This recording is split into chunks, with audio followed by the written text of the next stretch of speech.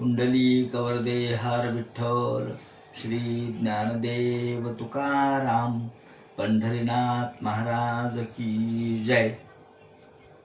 स्वधर्मू जो बापा तोची नित्य यज्ञू जाणपा, म्हणून वर्तता तेथ पापा संचारू नाही।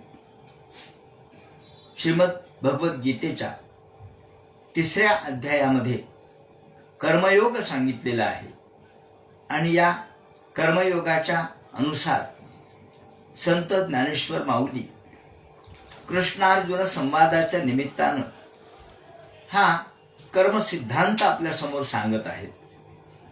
आणि कर्म सिद्धांत सांगत असताना धर्माला महत्व दिलेलं आहे। हा धर्म कोणता?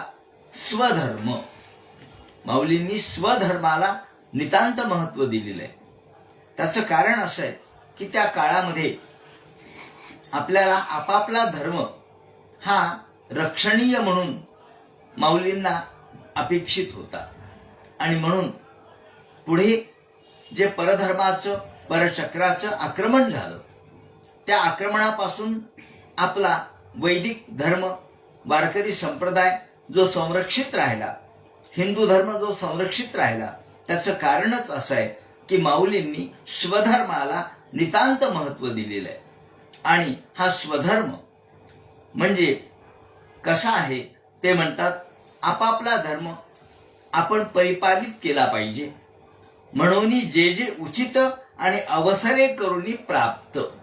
या ठिकाणी अर्जुनाच्या या युद्ध प्रवृत्तीला किंवा युद्धोन्मुख होण्याला प्रवृत्त करण्यासाठी माऊलींनी असं सांगितलंय की जे जे उचित आहे आणि अवसरे करून प्राप्त।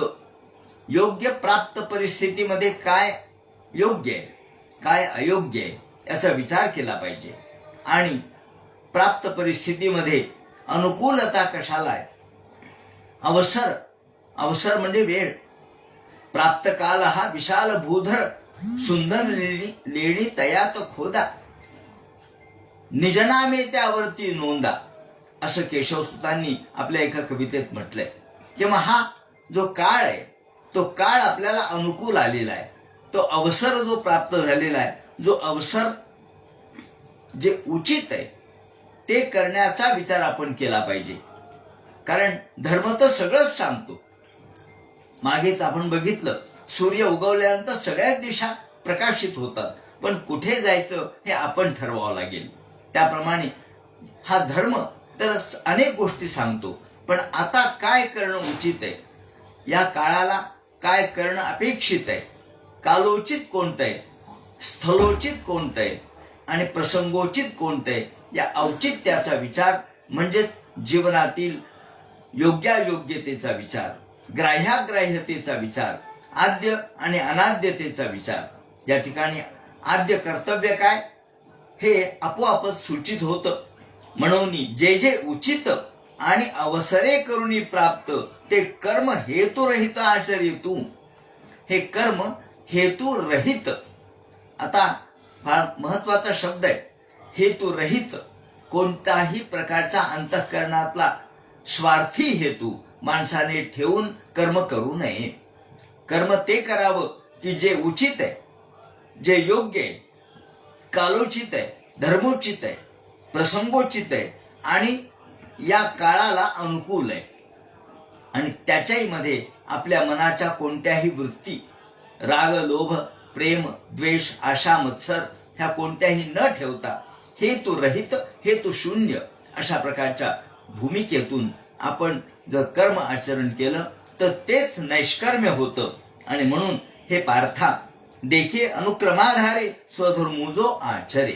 अनुक्रमाधारे आपल्याला कोणतं कार्य करणं अपेक्षित आहे त्याचा अनुक्रम ठरवावा लागेल आणि त्याप्रमाणे आपला आपला धर्म आपण आचरण करणं हेच खऱ्या अर्थाने कर्तव्य ठरतं। मग हा धर्म कोणता? स्वधर्मू जो बापा तोची नित्य यज्ञू जाणपा। या ठिकाणी माऊलींनी यज्ञाच्या संकल्पनेचा विकास केलेला आपल्याला दिसतो। यज्ञ हा तर वैदिक काळापासून चालत आलेला आहे। प्राचीन काळामध्ये ओम यज्ञेन यज्ञ म यजंत देवास्ताने धर्माने प्रथमान्यासन असं म्हणून वेदामध्ये याचं वर्णन केलेलं आहे. यज्ञेन यज्ञ म यजंत देवास्ताने धर्माणी. देवांना ज्या ब्रह्मदेवाने मानवाला यज्ञ करण्याची सूचना दिलेली आहे, यज्ञ करून तुम्ही सुखी व्हा असं म्हटलेलं आहे. आणि वेदाने देखील अग्निमीळे पुरोहितम यज्ञस्य देवमृत्युजम, या अग्निहोत्राचा प्रचार आणि प्रसार या दृष्टिकोनातून अग्निहोत्राचं महत्व सांगितलेलं आहे. अग्नीची उपासना सांगितलेली आहे. ऋग्वेदाचं पहिलं सूक्त हे अग्नीपासून सुरू होतं. ऋग्वेदाच्या पहिल्या सूक्तामध्येच अग्नी हा शब्द आपल्याला दिसतो. अग्निमीळे पुरोहितम यज्ञस्य देवमृत्युजम होतारम रत्नधातमम. या ठिकाणी यज्ञस्य देवमृत्युजम, हा अग्नी देवापर्यंत आपल्या सर्व आहुती पोहोचवतो. यज्ञाच्या द्वारे भगवान प्रसन्न होतो. ही सगळी यज्ञ परंपरा आपल्या वेदामध्ये दिसते. या यज्ञाचा अर्थ समर्पण असा आहे. यज्ञ हे तर आवश्यकच आहे, पण या यज्ञाचा विकास, यज्ञ संकल्पनेचा विकास माऊलींनी कसा केला ते आपल्याला दिसेल. येणे वाग्यज्ञ तोषावे. त्यांनी जेव्हा पसायदान मागितलं तेव्हा तिथे वाघ यज्ञ शब्द वापरलाय.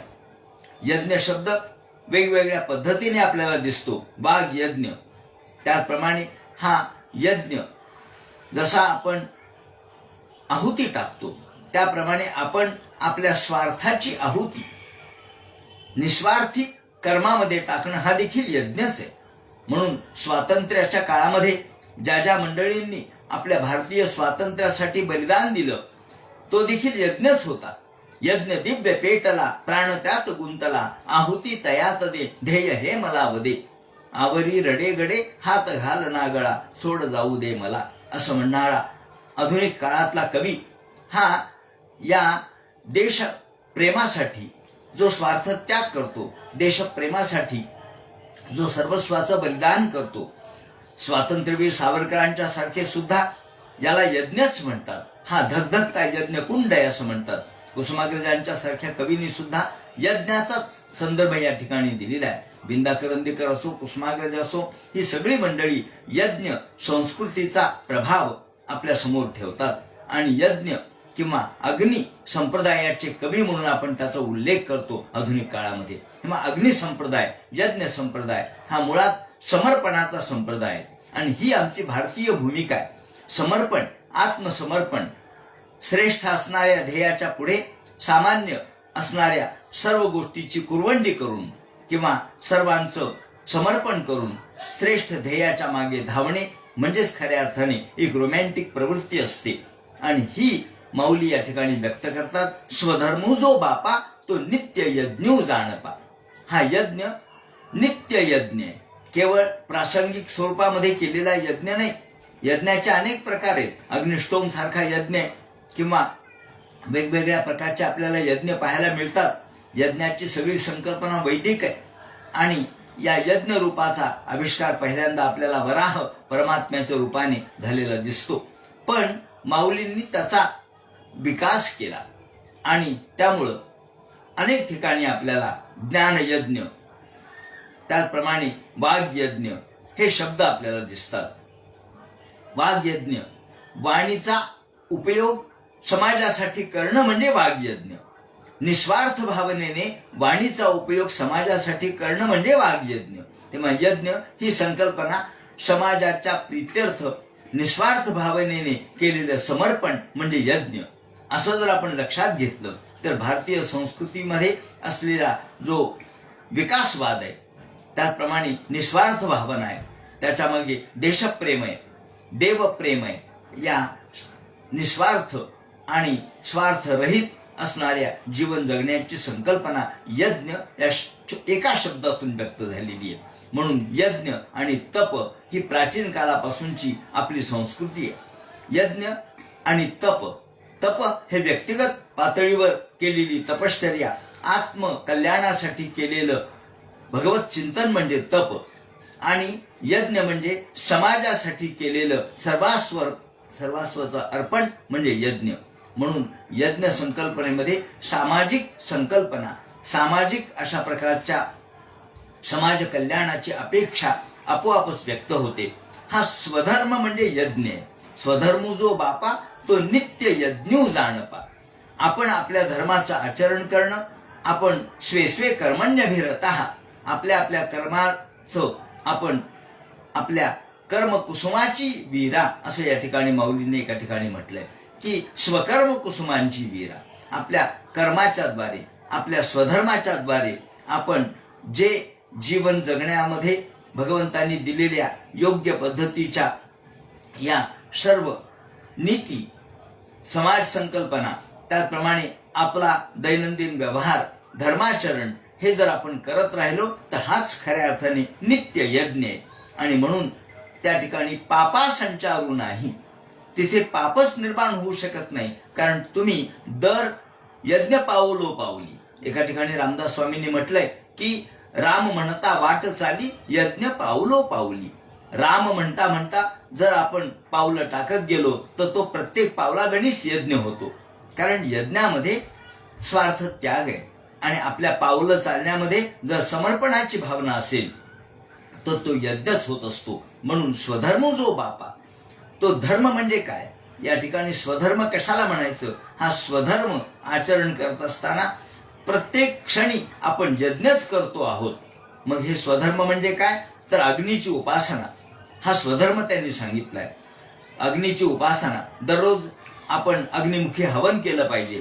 त्याप्रमाणे आपण अतिथीला भोजन दिलं पाहिजे, आई वडिलांची सेवा केली पाहिजे, गुरुचं या ठिकाणी गुरुची चरण सेवा केली पाहिजे. गुरुकडून ज्ञान घेत असताना उपकाराची भावना ठेवून गुरुसेवा केली पाहिजे आणि देवता पूजन केलं पाहिजे. पंचमहायज्ञ सांगितलेले आहेत आपल्या संकल्पनेमध्ये. भारतीय परंपरेने, धर्माने पंचयज्ञ, पंचमहायज्ञ सांगितले. त्या पंचमहायज्ञामध्ये कोणत्या गोष्टी येतात? एक तर भूतयज्ञ आहे, दुसरा पितृयज्ञ आहे, तिसरा देवयज्ञ आहे, चौथा हा आपल्या अतिथीला भोजन देणे हा यज्ञच मानलेला आहे. त्याप्रमाणे देवयज्ञ, देवयज्ञ म्हणजे देवपूजा, पितृयज्ञ म्हणजे पितृतर्पण म्हणजे पितृयज्ञ. दररोज पितरा प्रित्यर्थ आपण पाणी दिलं पाहिजे, हा पितृयज्ञ झाला. देवयज्ञ, पितृयज्ञ. त्याचप्रमाणे भूतयज्ञ म्हणजे पशु पक्षी प्राणी यांना आपण जेव्हा दान देतो किंवा अन्न टाकतो किंवा दाणे टाकतो, याला भूतयज्ञ असं म्हणतात. अशा पद्धतीने हे अग्निमुखी हवन करणं हा देखील यज्ञच आहे. अशा छोट्या छोट्या गोष्टी मधून यज्ञाची संकल्पना या ठिकाणी प्रगट केलेली आहे. म्हणून स्वधर्म जो बापा तोची नित्य यज्ञ जाणपा, हाच नित्य यज्ञ आहे.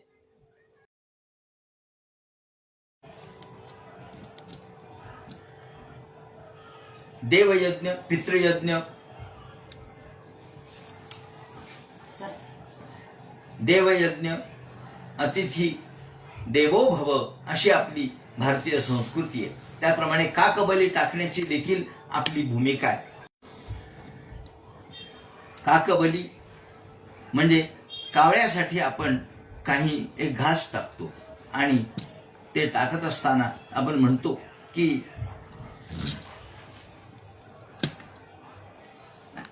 हा काक म्हणजे अतिथी, तोपर्यंत थोडं थांबायचं असतं. जेव्हा काकबली आपण टाकतो, श्वचांडाल त्याला म्हणतात, श्वचांडाल पतित वायसेभ्यन्नम भूमौ निक्षिपेत असं म्हणून आपण तो श्वचांडाल टाकतो. आणि श्वचांडाल टाकल्यानंतर काही वेळ अतिथीची वाट पाहावी लागते. ही जुन्या काळातली परंपरा होती. म्हणजे दार उघडं ठेवून अतिथीची वाट पाहायची आणि मग अतिथी आल्यानंतर अतिथी सोबत जेवण घ्यायचं, ही आमची भूमिका होती. रंतीदेवासारखा जो अत्यंत श्रेष्ठ दर्जाचा आपला महात्मा होऊन गेला, भागवतामध्ये याची कथा आहे. ज्या रंतीदेवाने त्याचे 40 पेक्षा जास्त दिवस त्याला उपवास पडले, पाणी देखील वेळेवर मिळालं नाही आणि शेवटच्या क्षणी पाण्याचा घोट घेत असताना सुद्धा एक अतिथी आला आणि तो म्हणाला, मला तहान लागली, मला पाणी द्या. तेव्हा असा रंतीदेव यांनी अन्नाचा तर त्याग केलाच, पण पाण्याचा देखील त्याग केला. अन्न घेताना सुद्धा अन्नम विभज्य असं म्हटलंय. अन्नाचे विभाग करावेत, म्हणजे आपणच एकट्याने खाऊ नये, त्याला स्वार्थीपणा म्हणतात. आणि म्हणून संस्कृती म्हणजे काय हा शब्द या ठिकाणी आपण जर वापरला तर तो चूक ठरणार नाही. संस्कृती म्हणजे काय, प्रकृती म्हणजे काय आणि विकृती म्हणजे काय. प्रकृती म्हणजे आहे आपल्या समोर ताट आलं, आपण जेवण केलं, आपलं पोट भरण्या इतकं जेवण केलं, ही झाली प्रकृती. पोट भरलं तरी पुन्हा खात राहिलं तर ती झाली विकृती. पोटापेक्षा जास्त खाणं म्हणजे विकृती, पोटापुरतं खाणं म्हणजे प्रकृती. आणि समोर अतिथी आल्यानंतर त्याला आपल्यातला घासातला घास देणं म्हणजे आपण म्हणतो ना, एक तीळ 7 जणात वाटून खाल्ला, त्याला म्हणतात संस्कृती. तेव्हा संस्कृती म्हणजे काय तर आपल्यातला हिस्सा लोकाला देणं म्हणजे संस्कृती. दातृत्व म्हणजे संस्कृती आहे. आणि हे दातृत्व यज्ञाचं प्रतीक आहे, किंवा यज्ञ हे त्याचं प्रतीक आहे असं आपण म्हणून माऊली म्हणतात, स्वधर्मो जो बापा तोची नित्य यज्ञू जाणपा, म्हणून वर्तता तेथ पापा संचारू नाही. या ठिकाणी पापच उरत नाही, आपण प्रत्येक क्षणी पुण्यवान होतो. आता या पुढचा विचार उद्याच्या चिंतनामध्ये करू. कुंडली कवरदे हर विठ्ठल, श्री ज्ञानदेव तुकाराम, पंढरीनाथ महाराज की जय. त्यावेळेसच गोंधळ असतो काय.